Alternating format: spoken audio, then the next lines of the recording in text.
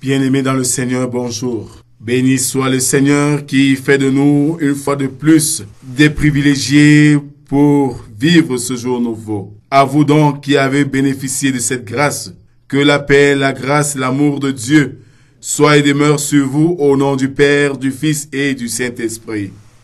Amen. Adorons notre Dieu avec le psaume 19. Ô Dieu, les nations ont envahi ton héritage. Elles ont profané ton saint temple. Elles ont fait de Jérusalem un monceau de pierre. Elles ont livré les cadavres de tes serviteurs en pâture aux oiseaux du ciel, la chair de tes fidèles aux bêtes de la terre. Elles ont versé leur sang comme de l'eau tout autour de Jérusalem. Et il n'y a eu personne pour les enterrer. Nous sommes devenus un objet d'opprobre pour nos voisins, de moquerie et de risée pour ceux qui nous entourent. Jusqu'à quand, Éternel, t'irriteras-tu sans cesse, et ta colère s'embrasera-t-elle comme le feu? Répands ta fureur sur les nations qui ne te connaissent pas, et sur les royaumes qui n'invoquent pas ton nom. Car on a dévoré Jacob et ravagé sa demeure. Ne te souviens plus de nos iniquités passées. Que tes compassions viennent en hâte au-devant de nous, car nous sommes bien malheureux. Secours-nous, Dieu de notre force, Dieu de notre sagesse, Dieu de notre salut, pour la gloire de ton nom. Délivre-nous et pardonne nos péchés à cause de ton nom. Pourquoi les nations diraient tel où est leur Dieu? Qu'on sache en notre présence parmi les nations que tu venges le sang de tes serviteurs, le sang répandu, que les gémissements des captifs parviennent jusqu'à toi. Par ton bras puissant, sauve ceux qui vont périr. Rends à nos voisins 7 fois dans leur sein les outrages qu'ils t'ont faits, Seigneur. Et nous, ton peuple, le troupeau de ton pâturage, nous te célébrerons éternellement. De génération en génération, nous publierons tes louanges. Amen. Bien-aimés, ce matin, nous méditerons dans le livre de Jérémie. Jérémie chapitre 12 du verset 1 à 6. Avant la lecture, prions Dieu. Seigneur notre Dieu, voici venu pour nous le moment de lire ta parole. Viens Seigneur, dispose nos cœurs, fructifie nos intelligences, afin que de cette parole Seigneur, nous puissions savoir ce que tu as à nous dire ce matin. Parle Seigneur, nous tes enfants t'écoutons. Amen. Jérémie 12, versets 1 à 6. Tu es trop juste, Éternel, pour que je conteste avec toi. Je vais néanmoins t'adresser la parole sur tes jugements. Pourquoi la voie des méchants est-elle prospère? Pourquoi tous les perfides vivent-ils en paix? Tu les as plantés, ils ont pris racine, ils croissent, ils portent du fruit, tu es près de leur bouche, mais loin de leur cœur. Et toi, Éternel, tu me connais, tu me vois, tu sondes mon cœur qui est avec toi. Enlève-les comme les brebis qu'on doit égorger et prépare-les pour le jour du carnage. Jusqu'à quand le pays sera-t-il dans le deuil? Et l'herbe de tous les champs sera-t-elle desséchée? À cause de la méchanceté des habitants, les bêtes et les oiseaux périssent, car ils disent, il ne verra pas notre faim.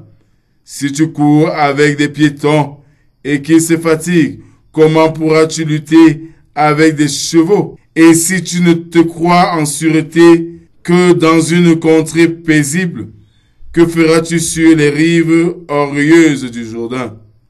Car tes frères eux-mêmes et la maison de ton père te trahissent. Ils crient eux-mêmes à pleine voix derrière toi. Ne les crois pas quand ils te diront des paroles amicales. L'herbe sèche, la fleur tombe et fane, mais la parole de Dieu demeure éternellement. Bien-aimés de Dieu, ce matin, la substance du texte qui nous permet de méditer nous présente à nouveau l'attitude ou la réussite des méchants. Oui, il nous arrive souvent de nous dire que le Seigneur est injuste dans ses jugements. Et c'est la réaction du prophète Jérémie ce matin. Mon frère, ma sœur, le prophète Jérémie, dans la confession au chapitre 11-18, se poursuit ici du verset 12 au verset, je voulais dire chapitre 12, verset 1 à 6. Jérémie pose une question ancienne, mais toujours d'actualité. Pourquoi le méchant prospère-t-il? Pourquoi l'injustice semble-t-elle prendre la place ou bien prendre le pas sur la justice? Pourquoi ceux qui enfreignent la loi aux yeux de tous ne sont-ils pas jugés comme il se doit?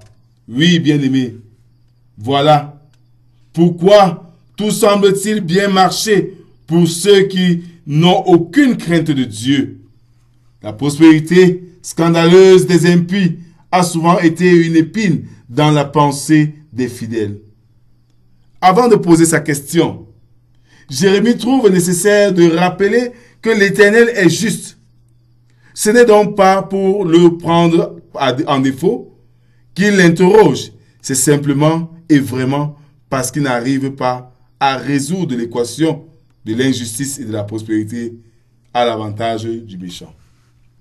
Ce qui révolte encore le prophète Jérémie, c'est que les personnes dont il parle citent très souvent le nom de Dieu, mais en leur cœur, il n'y a point de place pour lui. Jérémie demande que ses ennemis subissent eux-mêmes ce qu'ils projetaient contre lui. Cela ressemble aux propos trouvés dans certains psaumes, appelés les psaumes imprécatoires. La création subit les conséquences des péchés des humains qui prétendent que l'Éternel ne les voit pas. Jérémie demande jusqu'à quand cela va durer. Et nous aussi, nous pouvons demander jusqu'à quand cela va durer. Jusqu'à quand cela va durer la crise au sein de l'Église évangélique du Cameroun, où les hommes se battent dans la recherche du leadership.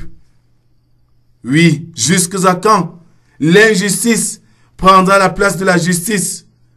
Aujourd'hui, la norme, c'est ce qui est faux. Parce que nous pensons que la loi du plus fort est la meilleure. Si les bras sont longs, on peut faire ce qu'on veut. Où est parti l'amour? Parce que si réellement l'amour était au centre de notre existence, tous ces fléaux ne prendraient pas le dessus. Ces questionnements du prophète Jérémie, pour nous aujourd'hui, ne nous poussent pas seulement à lancer les flèches sur la réalité du monde aujourd'hui, mais à nous poser la question: que faisons-nous pour remédier à ces fléaux? Que fais-tu pour remédier à ces fléaux? Il n'est pas question de dire: qu'est-ce que mon pays a fait pour moi? Qu'est-ce que mon église a fait pour moi? Mais qu'est-ce que tu as fait pour ton église? Qu'as-tu fait pour ton pays? Je crois qu'au travers de ces différentes questions, nous devons tous nous mettre en évidence et être nous-mêmes les premiers agents du changement dans notre vécu, dans nos agirs, afin que cela impacte notre environnement pour ainsi restaurer le monde selon la volonté de Dieu. C'est en cela que les chrétiens sont supposés être le sel de la terre, la lumière du monde. Mais si le monde aujourd'hui se détruit en présence des chrétiens qui forment presque la majorité, ça veut tout simplement dire que les chrétiens sont complices de tout ce que le monde vit. Alors repentons-nous. Repentons-nous afin que les choses changent. Repentons-nous dans nos églises. Que les ouvriers se repentent. Que les anciens se repentent. Que les conseillers se repentent. Que les chrétiens se repentent. Ainsi, nous donnerons du goût à la vie. Nous changerons ce monde. Nous vivrons un monde nouveau. d'où la justice prendra sa véritable place. Bien-aimés, c'est un défi difficile, mais avec l'aide de Dieu et la détermination de servir et de vivre pour la gloire de Dieu, nous pourrons. Que le Seigneur bénisse en nous la méditation de sa parole. Amen. Prions Dieu. Seigneur notre Dieu, devant les défis de chaque jour, au lieu de combattre, nous reculons. Au lieu de parler, nous nous taisons. Et voilà notre silence, notre fuite en arrière qui nous rend complices de tout ce que le monde aujourd'hui endure.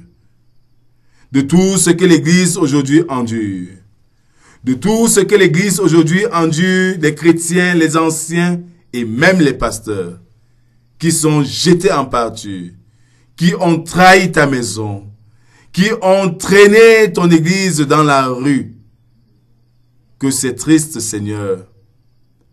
Ne regarde pas, Seigneur, ces failles, mais donne-nous de prendre conscience pour rebâtir un monde nouveau, où la justice prend sa place à l'injustice qui a envahi le monde, où l'amour prend la place à la haine qui a envahi le monde. Ainsi, nous vivrons ton royaume sur terre en attendant ton retour glorieux. Seigneur notre Dieu Tout-Puissant, viens donc changer nos cœurs, viens donc changer nos mentalités, parce qu'avec toi, Seigneur, tout est possible. Nous voulons te présenter cette journée nouvelle, que dès à présent, Seigneur, nous puissions mettre en pratique ce que nous avons reçu de cette parole. Que nous puissions être des modèles, des typos, pour donner, Seigneur, un goût nouveau à la vie. Viens, Seigneur, changer nos cœurs. Viens changer nos pensées. Viens, Seigneur, impacter notre environnement. C'est au nom de Jésus-Christ, ton Fils, que nous t'avons ainsi prié. Lui qui nous a appris à te dire, notre Père qui est aux cieux, que ton nom soit sanctifié, que ton règne vienne, que ta volonté soit faite sur la terre comme au ciel. Donne-nous aujourd'hui notre pain de ce jour. Pardonne nos offenses, comme nous pardonnons aussi à ceux qui nous ont offensés.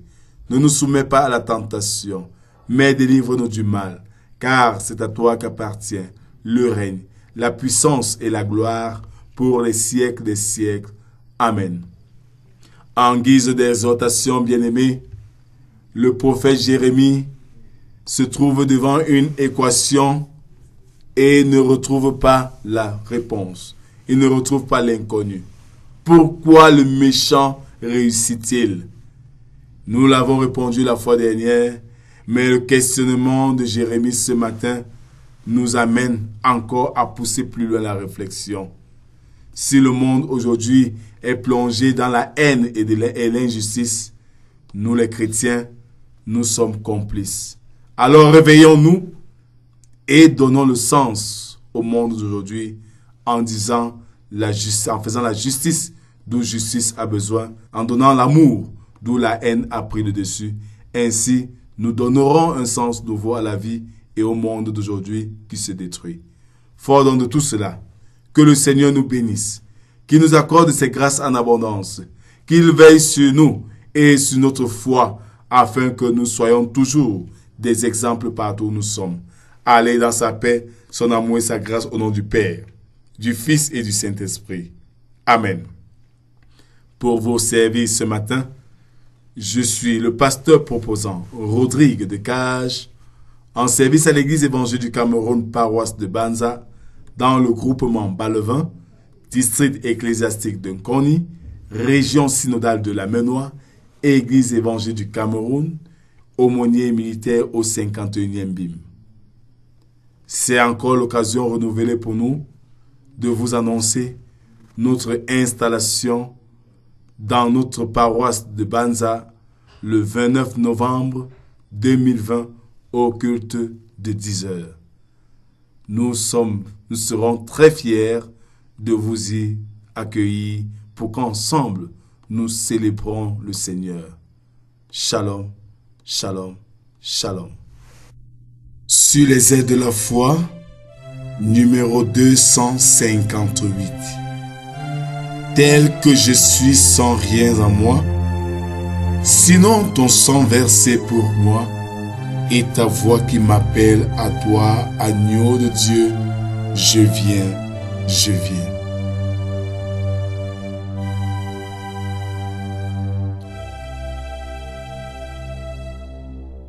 Dès que je suis sans bien en moi, sinon ton sang versé pour moi et ta voix qui m'appelle à toi, agneau de Dieu, je viens,